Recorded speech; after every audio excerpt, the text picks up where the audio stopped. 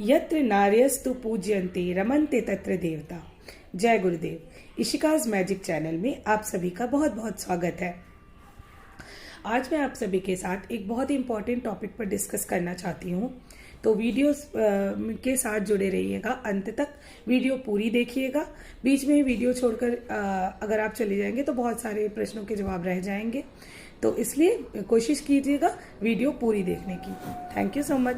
तो शुरू करते हैं। देखिए, जो कुछ दिनों पहले, मतलब 2-3 दिन पहले तक भी मेरे दिमाग में एक चीज़ थी, एक बात थी कि जो औरतें, जो हाउसवाइफ्स होती हैं, जो घर में रहती हैं, जो बच्चों का पालन पोषण करती हैं घर में रह करके, और घर के काम, जो भी घर के काम अपने होते हैं उनको करती हैं, वो पढ़ लिख के भी कुछ नहीं कर पाती।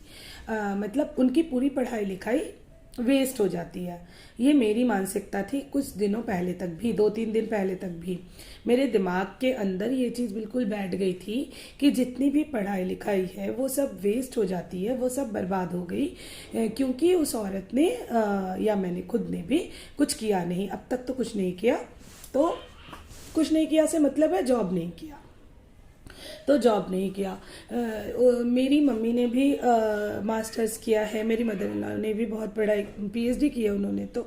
तो यानी इन सब की ज़िंदगी, मेरी मासी, मेरी मामी, मेरे जो भी घर में बड़े हैं या जो भी अभी भी जो हाउसवाइफ्स हैं मेरे नोन में, और मेरे रिलेटिव्स या मेरे फ्रेंड्स, जो भी कोई भी हो, वो सब ने जो जितनी भी डिग्रियां हासिल की हैं, अगर वो जॉब कर रही हैं फिर तो ठीक है, अगर वो जॉब नहीं कर रही हैं तो उनका सारा का सारा जो भी किया धरा है वो सब बेकार है। मतलब कि उन्होंने पढ़ाई लिखाई को वेस्ट कर दिया आपने। ये मेरी मानसिकता कुछ दिन पहले तक थी। तो अब ये दिमाग में मेरे घुसा हुआ था पूरी तरीके से कि क्या है, अगर हम कुछ कर ही नहीं रहे हैं, बस ये में घर में दिन भर काम करो, खाना बनाओ, बच्चों को पालो, और उसके बाद वो बीमार पड़े तो उनको देखो, बाहर का जो भी अपना सामान लाना है वो लाओ, और फिर पूरा दिन बेकार ही है, यही करना है अगर, तो फिर पढ़ाई लिखाई क्यों किया। तो इस बात को मुझे, मेरे दिमाग में ये सवाल ना बिल्कुल घर कर गया था, एकदम से घुस गया था। तो मुझे इसका आंसर चाहिए था किसी ऐसे इंसान से जो इसका सही सटीक जवाब दे। बहुत सारे लोगों से के सामने इस बात को किया, सभी का वही रिएक्शन, और क्या, एक ही सेम रिएक्शन कि बेकार ही है, अगर कुछ नहीं कर रहे हैं तो बेकार ही है। तो इसका जवाब मुझे दिया गुरुदेव ने। गुरुदेव ने इसका जवाब कुछ इस तरीके से दिया। सबसे पहले तो उन्होंने बोला कि जब एक लड़की की शादी होती है, जब घर की बेटी दूसरे के घर में जाती है पुत्र वधू बन के, या हम दूसरे के घर में पुत्र वधू, दूसरे के घर से बेटी को पुत्र वधू की तरह अपने घर में लेके आते हैं, तो हम जब भी विवाह होता है तो वो धर्म के हिसाब से होता है, उसमें अर्थ का कोई काम नहीं है। जैसे अगर पति पत्नी की शादी हुई तो वो धर्म के आधार पर हुई, वो धर्म के आधार पे पूरी जिंदगी को बिताएंगे, न कि अर्थ के आधार पे। अगर पैसा बीच में आता है, अगर आर्थिक स्थिति बीच में आती है, तो वो शादी, वो विवाह है ही नहीं, वो समस्या है। तो हमने कहा अर्थ को लेकर संबंध है, धर्म पत्नी का अर्थ क्या होता है। मैरिज की ये शिकायत है, विवाह की शिकायत नहीं है। विवाह संस्कार होता था जी, आप लोगों को नहीं मालूम है। 2 विश्व युद्ध का वर्णन है। एक विश्व युद्ध का वर्णन है रामायण में, एक विश्व युद्ध का वर्णन है कहाँ पर, महाभारत में। करोड़ों व्यक्ति मारे गए दोनों में, लेकिन एक एक माता के, महिला के शील की, मातृशक्ति के शील की रक्षा के लिए, और दोनों माँ के गर्भ से उत्पन्न नहीं हुई थी। भूमिजा अयोनिजा जगत जननी सीता। तो सिर्फ एक समझौता हो गया ना, वो तो सिर्फ एक संधि हो गई 2 लोगों के बीच में कि तुम भी पैसे वाले, मैं भी पैसे वाला, या तुम जॉब करते हो, मैं भी जॉब करता हूँ, तुम्हारी अच्छी आय है, मेरी भी अच्छी आय है, तो इसलिए हम शादी कर रहे हैं। हम इसलिए शादी नहीं कर रहे हैं कि इसमें बीच में प्रेम है, हम इसलिए शादी कर रहे हैं कि दोनों की आय अच्छी है, दोनों की आय अच्छी है, इसलिए दोनों में म्यूचुअल अंडरस्टैंडिंग होगी नहीं होगी, जो भी है हम वो सब बाद में देखेंगे। उस समय आपस में बात करते हैं और उनको ये दिख जाता है कि ये पढ़ी लिखी है और ये आर्थिक आय इसकी अच्छी होगी, इस आधार पर आजकल मैरिज हो रहा है, शादियां हो रही हैं। अब अगर बीच में अर्थ आया, बीच में पैसा आया, तो वो शादी नहीं। अब आप देखो, इससे बढ़कर क्या, भगवान शिव से बढ़कर कोई असंग होगा क्या? सती जी के शव को ला रहे थे, विलाप कर रहे थे, सबके प्रति इतना स्नेह, इतना सम्मान। तो ये सब जो बवंडर है आजकल, दहेज प्रथा नेताओं की देन है, हमारी संस्कृति नहीं है, बाहर की विकृति है। ये पहली बात। और दूसरी बात, उन्होंने मुझे इस तरीके से एक्सप्लेन किया कि देखिए, अगर आप पढ़े लिखे हैं और आपने अच्छी खासी शिक्षा प्राप्त की है, तो आप अगर अपने घर का काम कर रहे हैं, बच्चों को पाल रहे हैं और घर में अगर बड़े बुजुर्ग हैं उनको देख रहे हैं, या जो भी आप अपना काम कर रहे हैं, सबसे पहली बात, अगर आप घर में रह के ये सब कर रहे हैं, तो या आपके बड़ों ने ये सब किया है, आपके माँ ने ये सब किया है, तो ये सब कुछ उन्होंने अपने धर्म का पालन किया है, न कि उन्होंने अपनी ज़िंदगी बर्बाद की है, पहली बात। और दूसरी बात ये है कि उन्होंने कुछ नहीं किया है का मतलब ये नहीं है कि उन्होंने अपनी ज़िंदगी बर्बाद की है, उन्होंने अर्थोत्पार्जन नहीं किया है, उन्होंने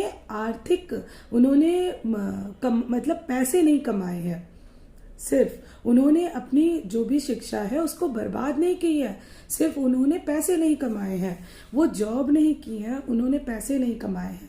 इसका मतलब ये नहीं है कि उन्होंने जिंदगी बर्बाद की है, उन्होंने ऐसा कोई काम नहीं किया है कि आपका उसके लिए आप अपमानित हो रहे हैं अपने माँ के लिए या अपनी वाइफ के लिए, उन्होंने ऐसा जिंदगी बर्बाद किस तरीके से हम कह सकते हैं? जिंदगी बर्बाद हम तब कहेंगे ना कि जब जिंदगी सच में बर्बाद हुई हो। उन्होंने तो बच्चों को पाला है, आप बच्चों को पाल रहे हैं, आप अगर एक हाउस वाइफ है, आप बच्चों को पाल रहे हैं, आप पति का ख्याल रख रहे हैं, आप जितने भी घर के काम है उसको कर रहे हैं, उसको सही ढंग से कर रहे हैं, तो आप थोड़ा ना जिंदगी बर्बाद कर रहे हैं। आप अर्थोत्पार्जन नहीं कर रहे हैं, आप पैसे नहीं कमा रहे हैं। पैसे का धर्म से कोई लेना देना ही नहीं है, पैसे का शादी से कोई लेना देना ही नहीं है। अगर हस्बैंड वाइफ दोनों ही कमाने निकल जाए और दोनों ही बाहर जाके काम करें, तो बच्चों को कौन देखेगा फिर?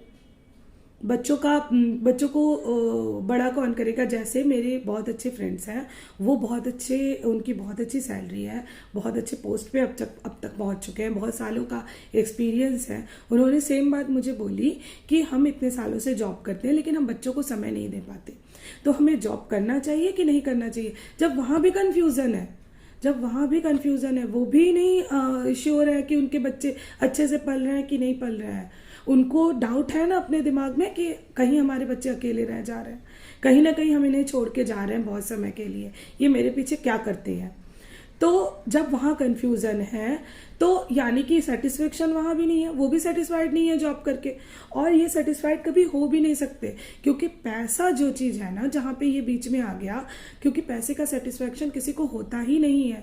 आप आज 5,000 की नौकरी करेंगे, आपको लगेगा इसको बढ़ाया जाए, 10 तक किया जाए, 10,000 फिर 20,000, 20 से 30, 1 गाड़ी 2 गाड़ी, 2 से 3 गाड़ी, छोटा फ्लैट, बड़ा फ्लैट, उससे भी बड़ा फ्लैट, बंगलो। तो ये चीज़ कभी बंद नहीं होने वाली है, लालच कभी खत्म नहीं होगा, ये चीज़ कभी नहीं बंद होगी। आजकल क्या एक चीज़ और चलन में हो गई है कि जब भी कोई बहू लाता है तो उसको कमाने वाली बहू चाहिए। तो पहले ही अर्थ बीच में आ गया, पहले ही पैसा बीच में आ गया, कमाने वाली ही बहू चाहिए। क्योंकि दोनों मिलके अगर नहीं कमाएंगे तो फिर कैसे चलेगा? तो इस बात को भी गुरुदेव ने बोला कि अगर दोनों मिलके नहीं कमाएंगे तो कैसे चलेगा। तो आप इस चीज के लिए भी तैयार रहिए कि बच्चों को नौकर पालेगा, और आप इस चीज के लिए भी तैयार रहिए कि आपके माँ बाप को वृद्धाश्रम जाना ही जाना है।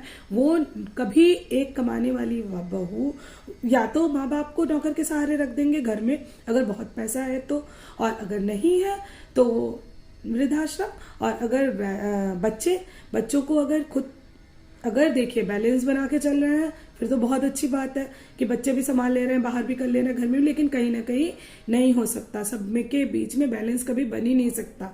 अगर एक औरत घर में है तो ही वो बैलेंस बन सकता है, नहीं तो नहीं बन सकता।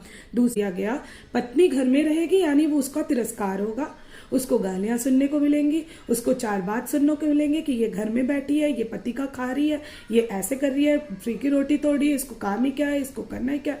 ये जो सारी मानसिकता है ना, ये हमारे हिंदू धर्म में लाई गई है, उल्टी सीधी मानसिकता।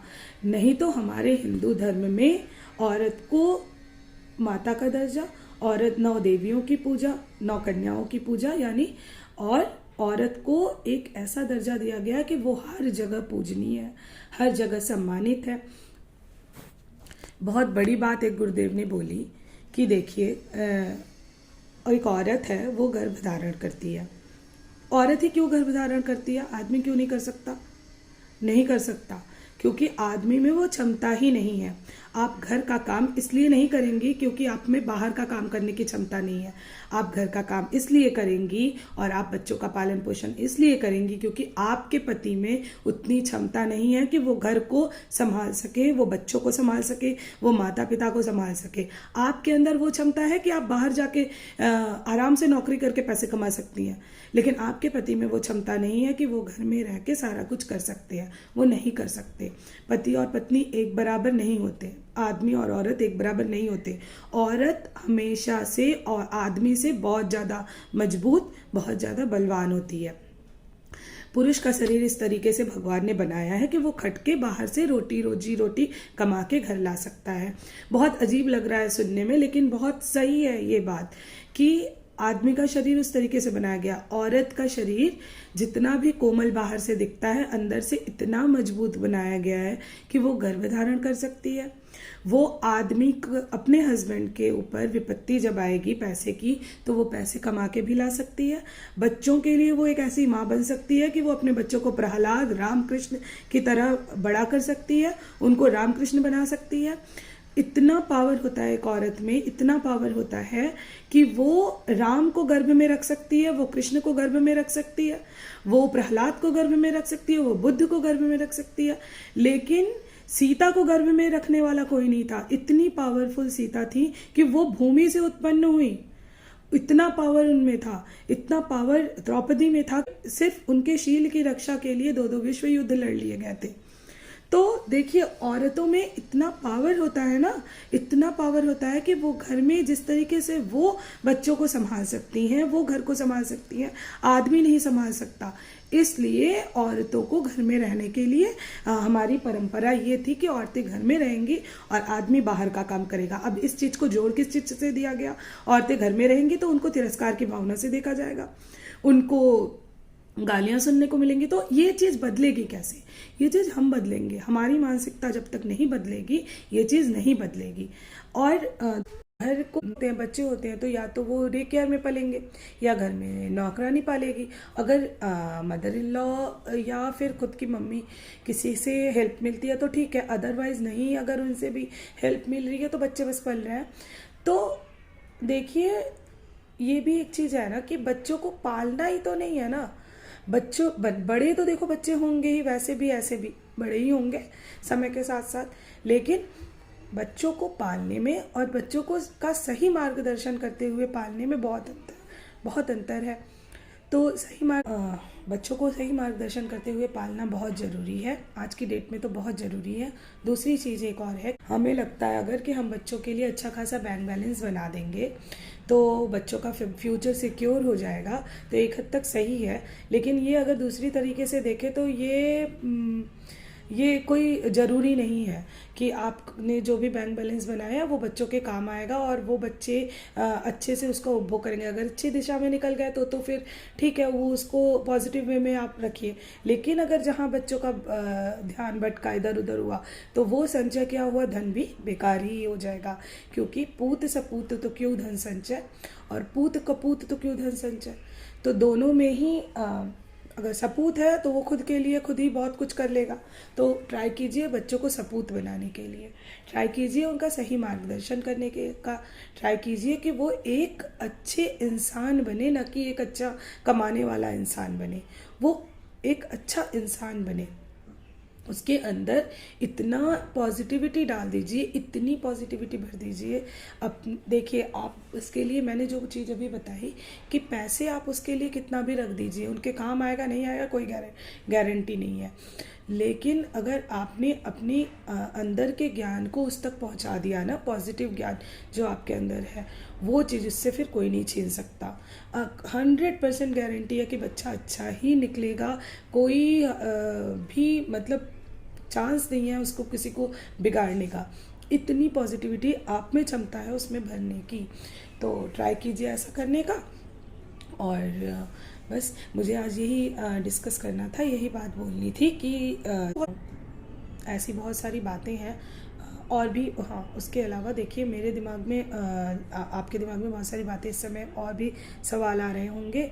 मैं समझ सकती हूँ कि इस तरीके के सवाल ज़रूर आ रहे होंगे कि अगर ऐसा ही है तो इतने अच्छे अच्छे पद पे जो औरतें हैं उसका क्या। आज अगर सभी औरतें घर संभालती तो उस पद तक कैसे पहुंचती। तो इसका भी जवाब मैं आपको जल्दी दूंगी। एक ही वीडियो में इतने सारी बातें बोलना संभव नहीं है। अगले वीडियो में मैं इस बात को आपको बताऊंगी। देखिए, एक गुरु, अच्छे गुरु का होना ज़िंदगी में बहुत ज़रूरी है। क्यों, किस तरीके से एक गुरु आपकी मानसिकता को बदल सकता है। एक अच्छा गुरु आपकी मानसिकता को बदल सकता है, आपको बिल्कुल नेगेटिव से पॉजिटिव वे में लाके खड़ा कर देगा। तो इसलिए गुरु दीक्षा भी बहुत ज़रूरी है। गुरु दीक्षा क्यों ज़रूरी है, अगला वीडियो मेरा इसी के ऊपर रहेगा। तो थैंक यू सो मच। बने रहिए, जुड़े रहिए इशिकाज़ मैजिक चैनल के साथ। वीडियो अच्छी लगी तो लाइक सब्सक्राइब कीजिए। Thank you so much.